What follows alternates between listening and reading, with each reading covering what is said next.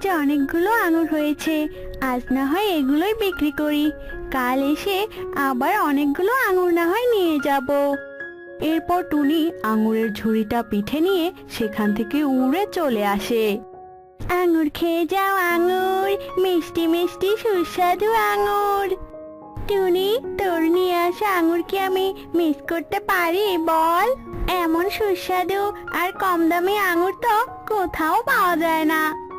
তাই নাকি গো? আচ্ছা আচ্ছা, নাও আর পেট ভরে আঙুর খাও। এরপর টুনি মিনুকে আঙুর খেতে দেয়, আর মিনু মনের আনন্দে আঙুর খেতে থাকে। এরপর বাকি পাখিরাও উড়ে সেখানে আসে আর টুনির মিষ্টি আঙুর খেতে থাকে। এমন সময় সেনাপতি ঈগল ঢেরা পিটাতে থাকে আর বলতে থাকে, শোনো শোনো শোনো, আমাদের জঙ্গলে ভারী তুষারপাত হতে চলেছে। এতে করে পাখিদের খুব তাড়াতাড়ি অসুস্থ হওয়ার সম্ভাবনা আছে, আর সেই তুষারপাতে অসুস্থ হলে তা সারিয়ে উঠতে অনেক সময় লাগবে। এমনকি পাখিদের প্রাণ সংশয় হতে পারে। তাই রাজামশাই বলেছে সবাই যেন নিজ নিজ দায়িত্বে তাদের ঘরগুলো মজবুত করে আর চারপাশগুলো ভালো করে বন্ধ করে নেয়। এতে করে পাখিরা তুষারপাত থেকে কিছুটা হলেও রেহাই পাবে। শোনো শোনো শোনো। সেনাপতি মশাই, হঠাৎ করে এমন দুর্যোগ কেন আসছে? এটা জলবায়ু পরিবর্তনের কারণে হচ্ছে। আমাকে সামনের জঙ্গলে যেতে হবে। তোমরা তাড়াতাড়ি করে তোমাদের ঘরবাড়িগুলো পাকাপোক্ত করে নাও। ঠিক আছে সেনাপতি মশাই, আমরা সবাই এক্ষুনি কাজে লেগে পড়ছি। সেনাপতি সেখান থেকে চলে যায় আর বনের সবাই তাদের ঘরবাড়িগুলো বানানোর জন্য কাজে লেগে পড়ে।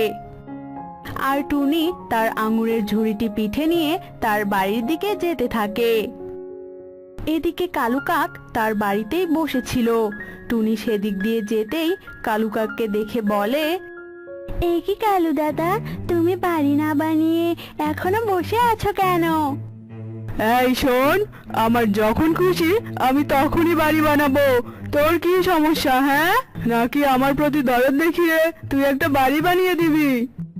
আমাকেই তো আমার বাড়ি গড়তে হবে, আবার সেখানে আমি তোমাকে কি করে বাড়ি বানিয়ে দিব বলো? দিবি না যখন, তখন তোকে এত জ্ঞান দিতে বলিনি।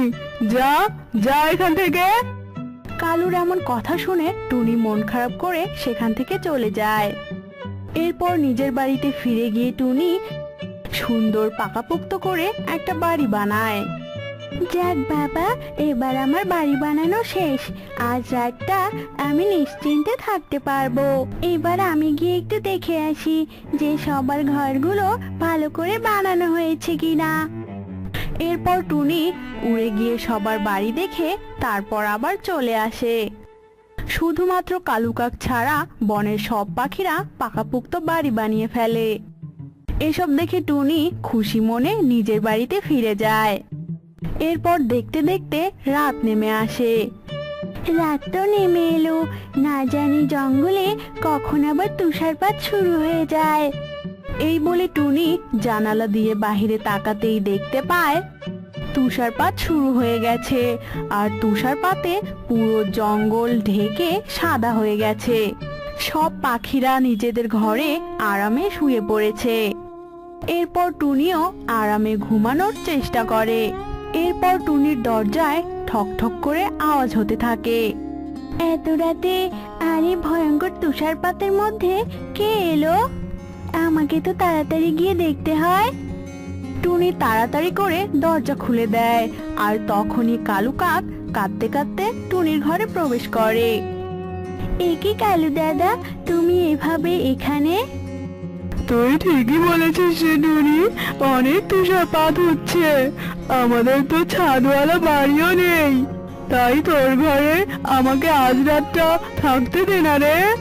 কাল সকাল হলেই আমি নতুন ঘর বানিয়ে নেব, শুধু আজ রাতটুকু থাকতে দে। আচ্ছা ঠিক আছে কালু দাদা, তুমি আজ রাতের জন্য থাকতে পারবে, কিন্তু যাও তুমি ওখানে শুয়ে পড়ো আর আমি নিচে শুয়ে পড়ছি। আচ্ছা ঠিক আছে রে টুনি, তুই অনেক ভালো রে। এরপর কালু বিছানায় শুয়ে পড়ে আর টুনি নিচে শুয়ে পড়ে। টুনি শুয়ে পড়তে না পড়তেই ঘুমিয়ে যায়, আর এদিকে কালুর ঘুম না আসায় উঠে বসে পড়ে আর টুনির ঘরে মিষ্টি আঙুরগুলো খেয়ে ফেলে।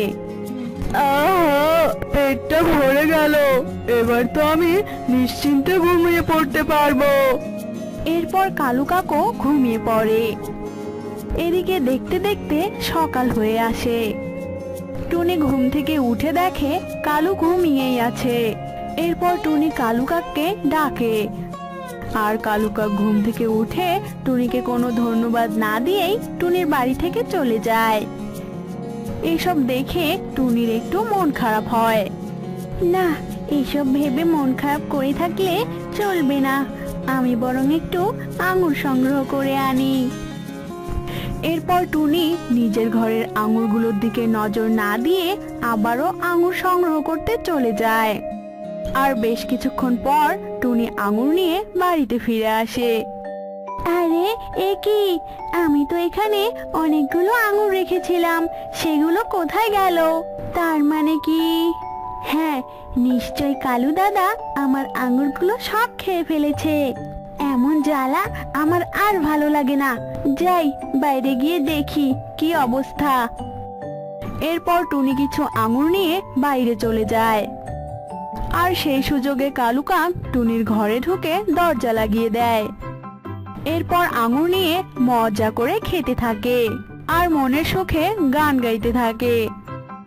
যেতে যেতে পথে পূর্ণিমা রাতে চাঁদ উঠেছিল গগনে, ও চাঁদ উঠেছিল গগনে। ইস, গানটার সাথে একটা মিউজিক হলে গানটা পুরো জমে ক্ষীর হয়ে যেত।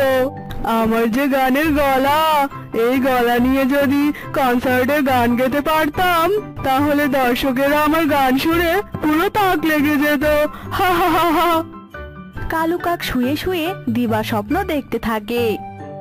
এদিকে টুনি পাখি তার বাসা বাইরে থেকে লাগানো দেখে পুরো অবাক হয়ে যায়, আর জানালা দিয়ে উঁকি মেরে দেখে কালু কাক ভেতরে। কালু দাদা, তুমি আমার ঘরে কি করছো? তাড়াতাড়ি দরজা খোলো বলছি, ঠান্ডায় যে আমি পুরো জমে যাচ্ছি। কালু দাদা। এই টুনি, কে বলেছে এটা তোর ঘর? এটা আমার ঘর, যা এখান থেকে, আমাকে আরামে থাকতে দে। কালু দাদা, এমন প্রতারণা করা কিন্তু একদম উচিত নয়। এসব তুমি কি বলছো? হ্যাঁ, এটা আমার ঘর, আর তুমি আমাকে এখন এসব বলছো? তাড়াতাড়ি দরজা খোলো বলছি। এরপর কালু কাক দরজা না খুলে উঠে গিয়ে জানালা বন্ধ করে দেয়, আর টুনি বাধ্য হয়ে সেখান থেকে চলে যায়। এরপর টুনি মিনুর ঘরে আশ্রয় নেয় আর মিনুকে সব ঘটনা খুলে বলে। ওই কালুর এত বড় সাহস! আজ তো রাত হয়ে গেছে, কাল সকালে ওই কালুকে দেখে নিব। তুই কোনো চিন্তা করিস না, তুই এখানেই থেকে যা। ঠিক আছে মাসি, তুমি যখন বলছো তবে আমি এখানেই থেকে যাচ্ছি। এরপর টুনি মিনুর সাথেই থেকে যায়। এদিকে কালু কাক টুনির জমানো সব মিষ্টি আঙুর একাই খেয়ে নেয়। এরপর ঘুমিয়ে পড়ে, আর হঠাৎই কালু কাক মাঝরাতে ঘুম থেকে উঠে পড়ে।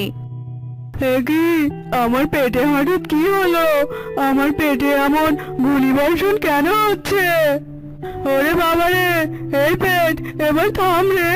ওরে বাবারে, পেটের মধ্যে আর গুলিবর্ষণ করিস না রে, এরপর তো আমার পেট ফুটো হয়ে গুলি বেরিয়ে যাবে। উফ, ওরে বাবারে, এরা তো আমার কোনো কথাই শুনছে না। কালু কাক একা একাই বক বক করতে থাকে আর বিছানায় গড়াগড়ি খেতে থাকে। এতক্ষণ তো পেটের মধ্যে গুলি বর্ষণ করলি, এখন আবার পটির চাপ দিলি। উফ, এই পটির চাপ নিয়ে তো আর থাকা যাচ্ছে না, এবার তো আমাকে পটির জন্য বাইরে যেতেই হবে। কালু কাক বাধ্য হয়ে তুষারের মধ্যে পটি করতে যায়, আর ঠিক তখনই তুষার ঝড় ওঠায় কালু তুষারের নিচে চাপা পড়ে জমে বরফ হয়ে যায়, আর তারপর দম বন্ধ হয়ে কালু সেখানেই মারা যায়। আর এরপর বনের সবাই কালু কাকের মৃতদেহ দেখতে পায় আর বলতে থাকে, যেমন কর্ম তেমন ফল। এ কারণেই বলা হয় মানুষের সাথে কখনো প্রতারণা করতে নেই। এতে করে নিজের ক্ষতি নিজেই নিমন্ত্রণ করে আনা হয়।